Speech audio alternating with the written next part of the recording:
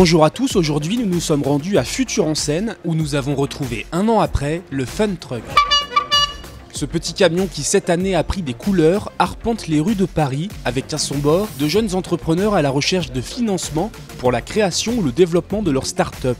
Chaque participant a 3 minutes pour pitcher son projet devant un parterre de professionnels du milieu et de simples passants. Ils ne sont cependant pas livrés à eux-mêmes. Agathe Molinard est la fondatrice du site Lemon Curve, numéro 1 français de la vente de lingerie féminine en ligne. Forte de son expérience, elle est aujourd'hui chargée de coacher ces jeunes entrepreneurs pour les aider à mieux capter leur audience. Moi, je leur ai fait un retour sur le contenu de leur pitch en premier lieu. Est-ce que moi, en fait, j'ai compris ou pas? Qu'est-ce que j'aurais, si j'avais été à leur place, pu dire, ajouter? Et c'était assez intéressant de pouvoir donner un retour qui soit celui d'un entrepreneur qui a vécu le stress qu'ils peuvent avoir, les questions, les problématiques qu'ils peuvent ressentir.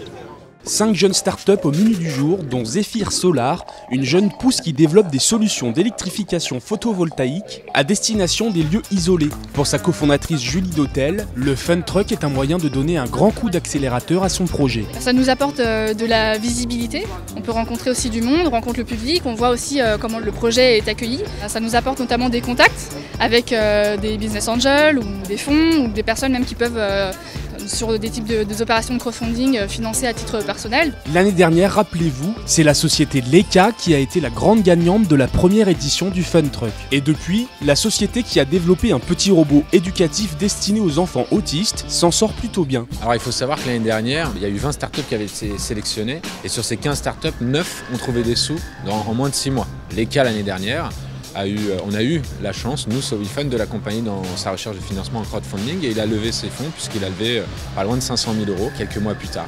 Après avoir remporté la majorité des voix, c'est Uranium qui gagne l'étape du jour. Souhaitons à cette plateforme qui permet de créer, animer et partager des avatars à partir de scans 3D le même succès que Leka.